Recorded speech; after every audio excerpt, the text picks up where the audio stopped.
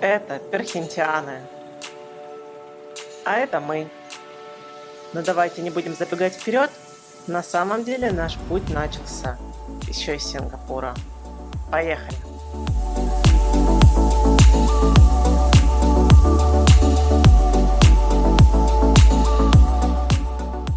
Всем привет! Всем привет! Мы сегодня собираемся в Малайзию. Доехали до одной из ближайших станций метро. Сейчас еще чуть-чуть проедем на автобусе и будем переходить сухопутную границу. Вам покажем обязательно. Мы дошли до здания. Вот. Идем. В принципе, тут все просто. Будет написано Woodlands Checkpoint. Просто по указателю надо идти.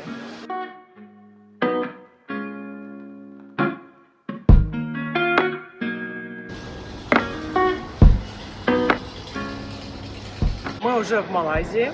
В общем, чтобы сюда попасть, на текущий момент, на сегодняшнее число, вам нужно скачать их приложение специально и заполнить формы там, по вакцинации.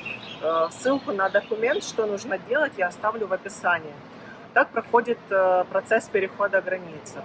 Значит, вы приезжаете, в нашем случае мы были из Сингапура, проходите, можно в автоматическом режиме пройти эту линию пограничного контроля.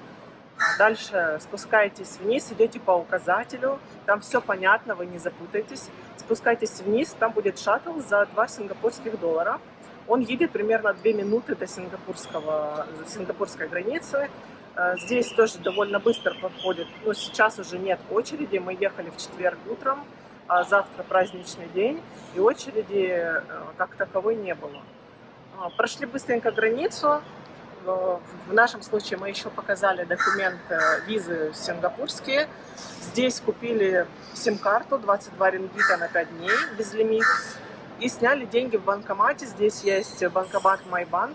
А сейчас мы пойдем забирать машину. Мы уже за нее заплатили. Арендовали мы ее через сайт. Сайт оставлю тоже в описании. Если сервис будет хороший или плохой, я в итоге все равно скажу. Смотрите, колл-рейчик. Так он здесь Протон называется. Мы дошли. В общем, мы дошли. Арендуем мы вот эту машину. Сейчас внизу напишу, сколько стоит в рингитах, в американских долларах. И в описании оставлю сайт, где мы ее арендовали. Мы уже выехали. В общем, что вам нужно знать? В городе ограничение скорости 50 км в час, на трассе 80, по автострадам 110. Ближний свет не обязательно включать, местные поворотниками не пользуются. Это из основного. Мы подгружали на сайте права международные и российские, там, на одной фотографии. Сейчас у нас никакие документы не спрашивали, просто помыли, отдали машину. Дали нам еще также пластиковую карточку, которую нужно пополнить на заправке, чтобы оплачивать платные дороги. Сейчас мы находимся в городе, ближайшем от границы Сингапура, это Джохор. Что здесь вообще делают сингапурцы и зачем сюда приезжают туристы? Здесь есть аутлеты, которые поговаривают даже неплохие по сравнению с европейскими, к примеру. Есть Legoland, куда ездят с детьми. В Сингапуре нет его. Потому что, просто гуляют, кто-то затаривается продуктами, потому что здесь гораздо дешевле, чем в Сингапуре. Это наш неконечный пункт. Мы едем в сторону севера. Вы спросите, зачем все так сложно? Можно было поехать самолетом. Действительно, можно было. Если бы нам авиакомпания в последний момент не стала переносить даты и прилета, и вылета, и, в общем, перенесли на 4 дня позже, чем нам надо. Вообще нам уже в эти даты не надо. Поэтому мы психанули. Нам вернут деньги на счет авиакомпании. Мы сможем ими в течение 2 лет воспользоваться. И взяли машину. Машина вышла, в принципе, по сути, наверное, сейчас даже дешевле, чем брать билеты, потому что они подстали дорожать. Люди стали ездить. Прямые вылеты просто Прямых вылеты отменили из-за этого с пересадками. Из-за того, что с пересадками получается дороже. Да, прямых вылетов нет. И я смотрела в группе Фейсбука в Сингапуре, в русскоговорящей. Люди пишут, что просто все авиакомпании, которые 2 года назад нормально летали, сейчас занимаются какой-то фигней. Постоянно отменяют рейсы. В общем, что-то с сервисом у них пошло не так. Вот, кстати, заправки. Когда нам встретятся на нашей стороне, мы пополним карточку. Сейчас мы едем еще в банкомат нашего банка. Хотим снять денег на день. Ну, может быть, там будет без комиссии просто конвертация. Кстати, еще один момент. Малайзия — это мусульманская страна. Поэтому, если вам нужен алкоголь, вам нужно заранее почитать, где вы его купите. Либо его с собой привезете сюда. То есть вот обратите на это внимание, если для вас это важно. Наша конечная точка в 8 часах отсюда находится, но мы сегодня не поедем, весь маршрут, скорее всего. Где мы будем ночевать, мы еще пока не знаем. Не решили. Решили действовать по ходу дела. Смотрите, вот еще колорейчик, посмотрите, какой цвет. У нас в России такого нет пока. Прикольно тоже смотрится. Мы подъехали на пункт оплаты дороги. Нужно смотреть, что написано на карте на вашей. Вот на нашей написано Touch and Go. И, соответственно, на такой пункт и проезжать. Здесь вот все должны, по идее, прислонить. Все, можно. 107 осталось. Неизвестно, сколько было у нас, да? Ну, там было 8. Все, оплатили, можем ехать. Здесь начались уже холмы, мы чуть-чуть отъехали от города, и уже такая холмистая местность, симпатично стала. Дорога, в принципе, нормальная. Немножко непривычные развязки, мы чуть-чуть поблукали, но просто надо внимательно смотреть на самом деле. Так в целом как бы все понятно, просто мы что-то подотвлеклись. Я сильно не буду снимать в машине, потому что здесь все-таки шумно будет. Вот. Ну вот пару кадров засниму. Вообще пока напоминает очень сильно Таиланд, особенно вот где сельская у них местность, тоже здесь такие похожие домики. Ну еще увидите, я еще покажу.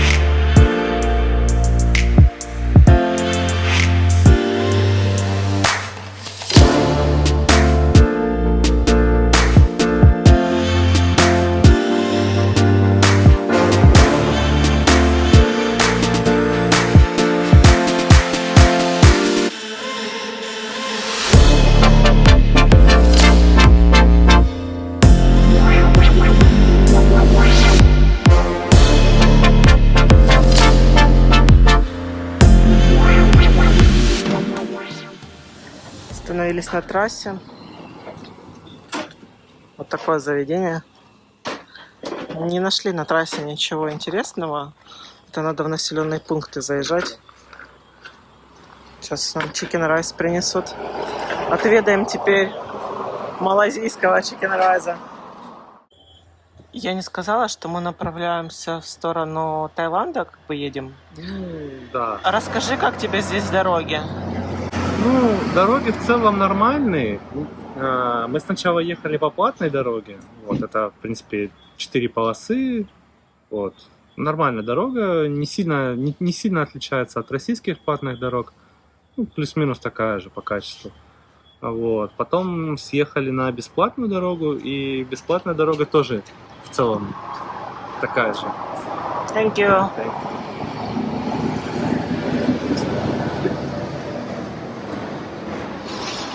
Ну, собственно, когда мы съехали на бесплатную дорогу, она, в принципе, оказалась такой же, как и в России, бесплатной. То есть качество не идеальное, местами выбоины.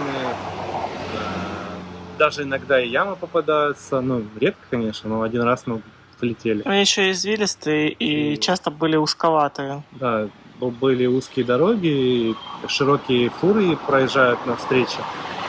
Иногда было страшновато. Мы сейчас должны, наверное, выехать к морю. Интересно. Как дюпи, как юпи. Это, да, какие-то напитки тут местные. Юпи. Реально. Пластиковые, да? Да. Так, я показывала, как выглядит Chicken Rice в Сингапуре. Вот Chicken Rice на трассе в Малайзии. Вот это, кстати, я не знаю, что такое.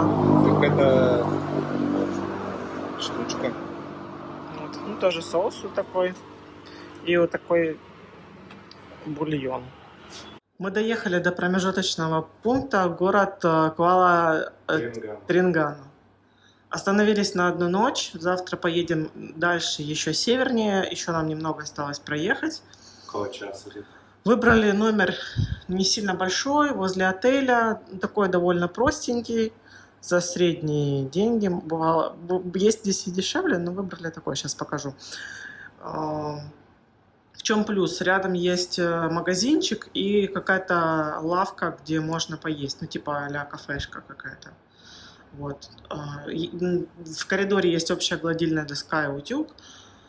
Вот. Выглядит номер вот так. Сейчас покажу. Какой-то пуфик. Окно, стол.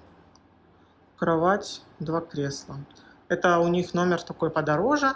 Конечно, здесь есть запах такой немного затхлости, сырости. Вот. Ну, не очень свежий ремонт. Не открывается. Да, и здесь должен быть еще большое пространство.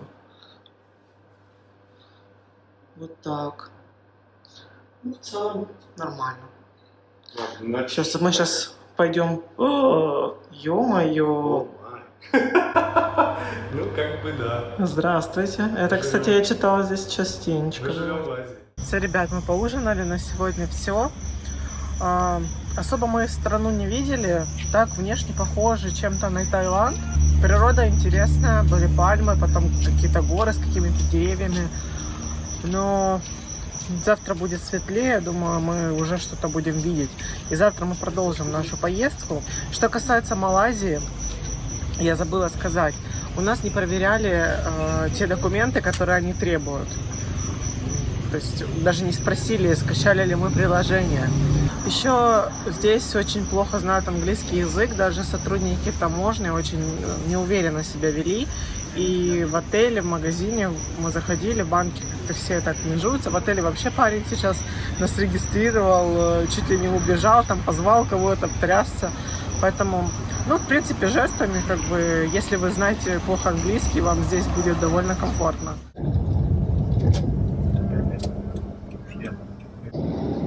Поверните налево, затем поверните направо.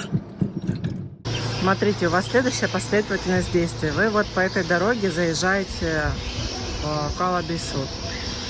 На самом деле, я читала, что здесь глушь глушью, но в принципе здесь довольно развито. И здесь ориентировано на туристов, в отличие от того же Тригунангу.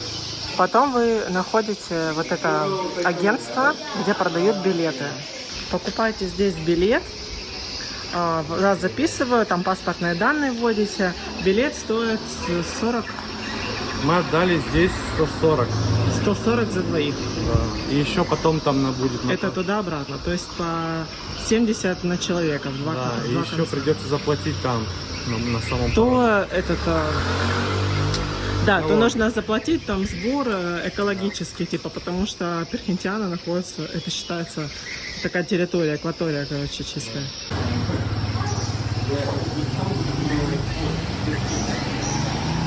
Вот оставили машину на такой вот парковке.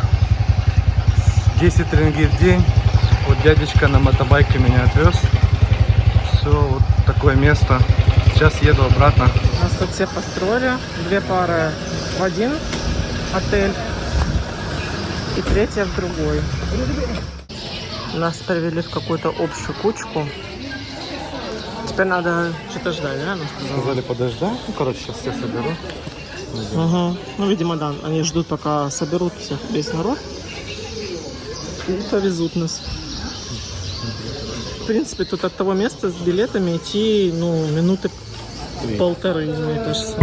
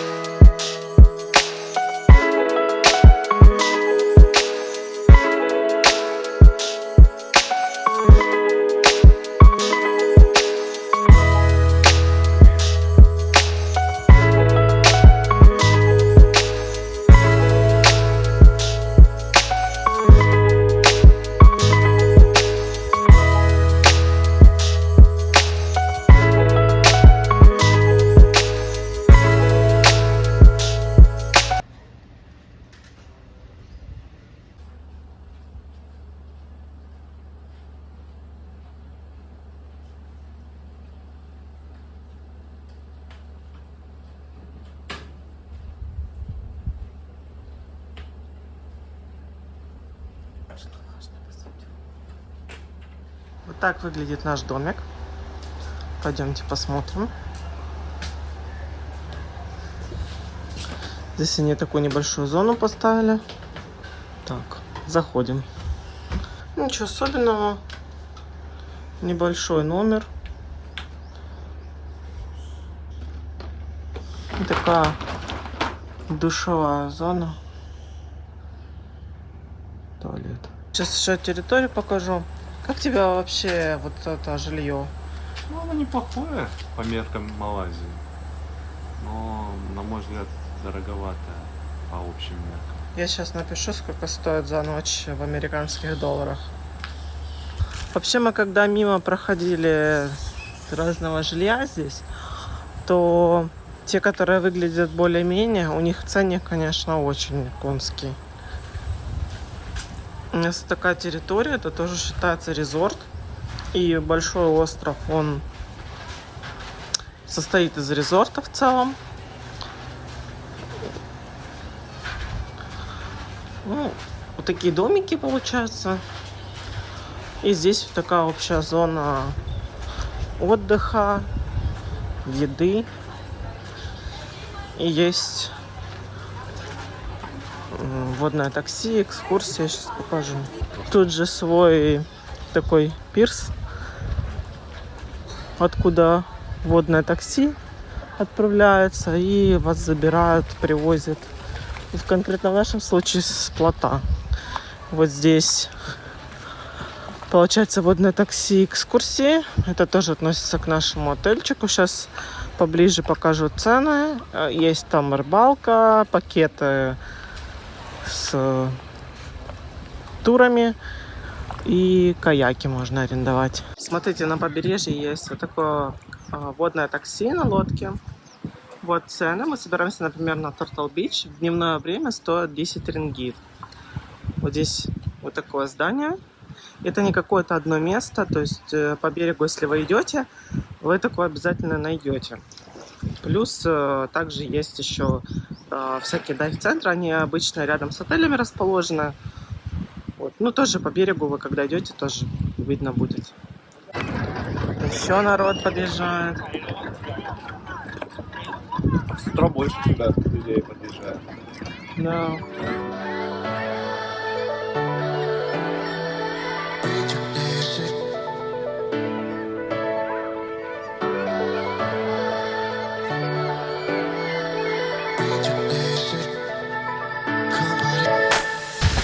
Приехали на Turtle Beach, на Большом острове. Здесь кроме нас нет никого. Сейчас 10 утра. Есть вот там еще небольшой кусочек. Были люди, но сейчас, по-моему, тоже нет никого. Сюда попасть можно только с воды. И лодка нам стоила 10 рингит с человека в одну сторону. 40 получается, туда-обратно на двоих. Давайте посмотрим теперь этот пляж с воздуха.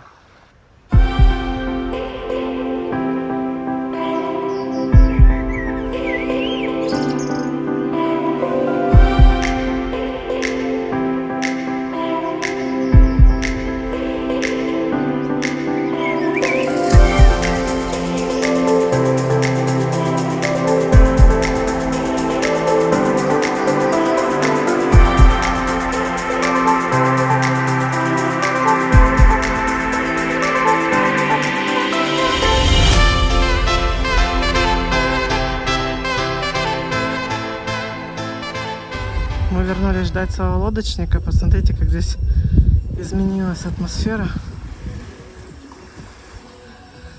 Поэтому повторюсь, приезжать лучше максимум в 10, а лучше даже в 9. Наш отель расположен вот в той стороне прямо. Мы прошли вдоль берега. Хотели посмотреть, насколько реально здесь передвигаться не на лодках между пляжами, а пешком пройти. Но дошли до тупика. И там Андрей пытается по карте понять. В одном месте мы вышли в нашем отеле, слушай, напротив мечети.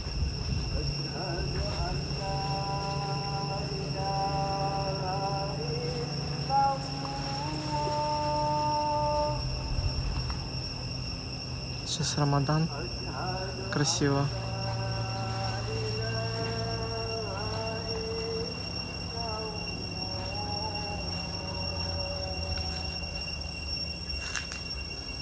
В общем, в нашем отеле мы вышли. Там есть тропинка, но она утыкается в огромную свалку. Там влазил варан, и дальше как будто бы вообще ничего не было. Поэтому вообще не похоже на то, чтобы как-то можно пройти. На этом острове отдых такой, по-моему, больше вот вы заселяетесь и тусите в своем резорте, либо вот в таких домиках. Завтра поедем на соседний остров маленький, посмотрим, как там. Там тропа такая, вся поросшая. Ну, там не очень похоже на тропу, но кажется, что там она есть. Пойдем? Нет, не пойдем. Там она вся поросшая, короче, вся такая, ну, в общем, не проходимая. Мы облезем там, да? Нам оно не надо. Точно не надо.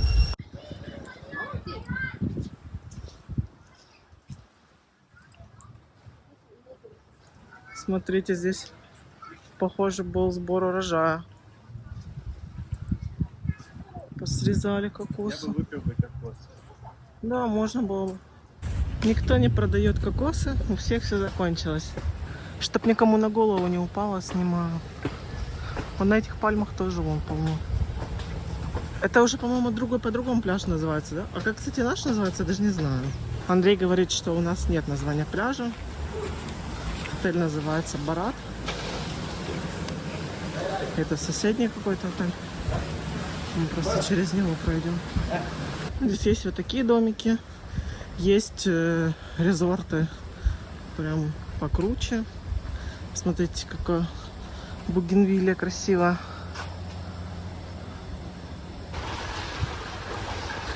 Еще один отельчик. Ну, это, наверное, ниже, только тут подороже.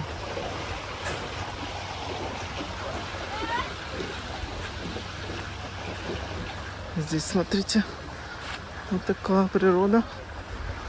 Такие веранды каждому домику. Свои лежаки и качели. Какой открывается вид. Прикольный.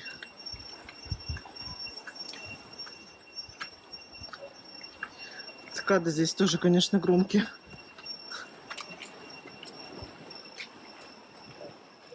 Мы пришли, здесь называется Perhentian Island Resort. Вон маленький ворончик, кстати, бегает. И по первым буквам называется пляж. Пир.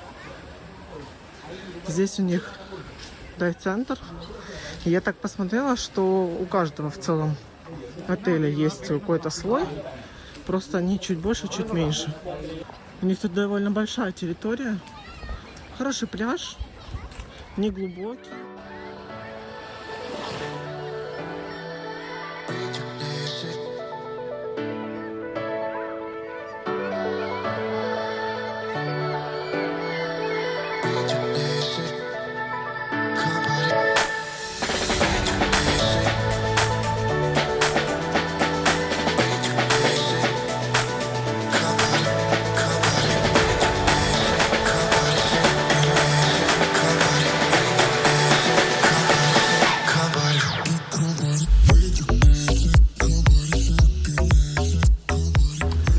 Мужчина, который срезал кокосы, тут, Оказался очень добрый. да, добрый, и, в общем, согласился нам открыть кокос. Бесплатно.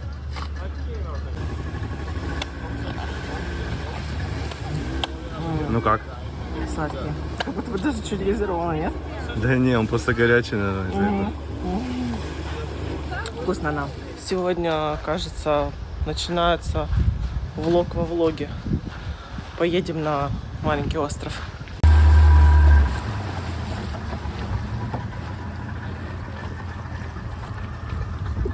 Ну все, в общем, мы доехали на маленький остров Лонг-Бич. Вот, наш лодочник отправился обратно. Договорились с ним, что мы ему напишем в WhatsApp, когда мы захотим вернуться. Он приедет за нами. В общем, этот остров,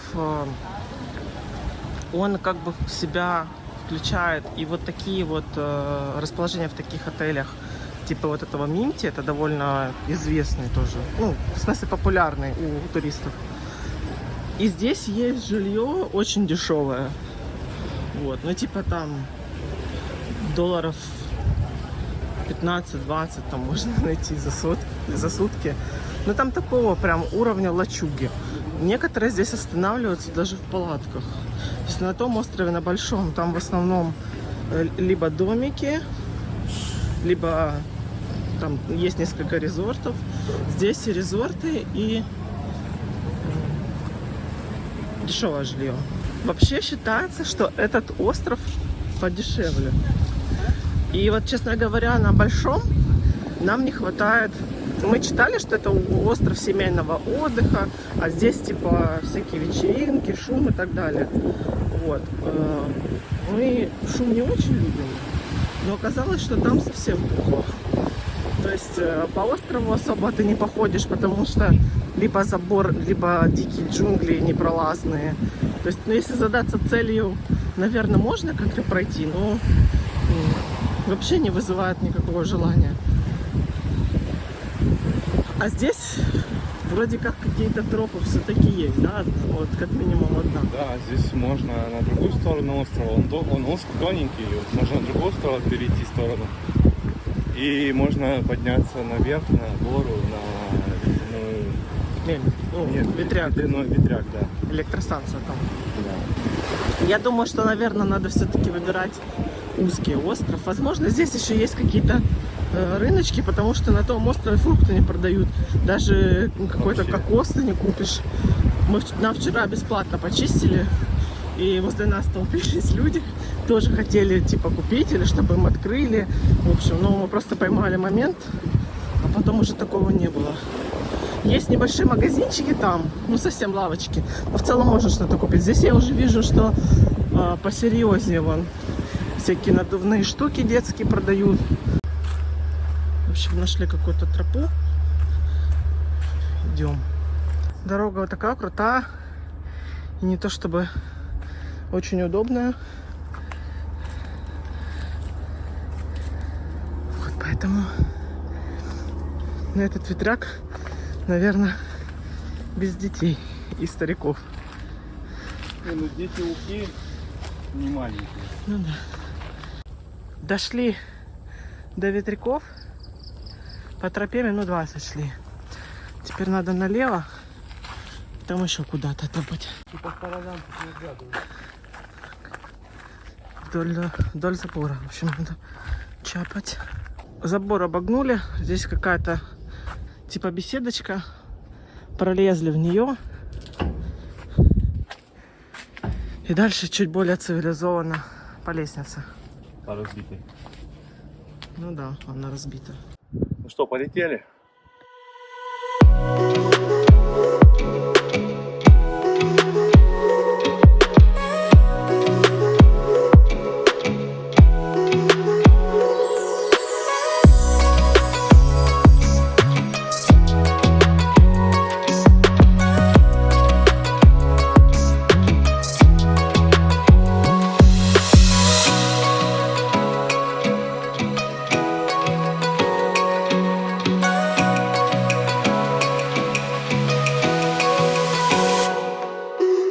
В общем, все, мы закончили, поснимали с дрона. Мы решили не спускаться до самого низа, так как там разбитая лестница, и этого нет смысла особого. Мы с дрона все увидели. Солнце. Тем более там открытое солнце, и не хочется сгореть еще сильнее. Вот. Встретили здесь иностранных туристов, которые с гидом пришли. Вот. И, кстати, походу это здесь популярно брать гида сюда. Но, на наш взгляд, особо бессмысленно, если у вас есть опыт хождения по всяким трекинговым маршрутам по России или еще где-либо. Не сложнее, абсолютно очень легкий путь. Ну, в общем, все, идем обратно. В местный магазинчик зашли. Водичка. Всякие шампуни. Ну, в общем, все, что вам нужно, понадобится. Все здесь есть. Детские штучки. Даже одежда какая-то есть. На этом острове большой выбор, в отличие от нашего. Ну там в целом самое основное вы тоже сможете найти. Вот. Принесли еду, у меня спагетти за 10 рингит. У Андрея блюдо, по-моему, за 14. Ну, курица 14 и рис там не очень дорого должен быть. Да. 1 или 2, Ну, скорее в всего. целом неплохо. Приятного аппетита. Попробуем. О, и неожиданно вот так оказалось. Что-то мне плохо стало. Пришлось вернуться. В общем, бывает и так. Мы решили сегодня поужинать у нас в отеле. Вот вчера брали баранину, было хорошо. Сегодня есть овощи. Сегодня людей много уехало в воскресенье.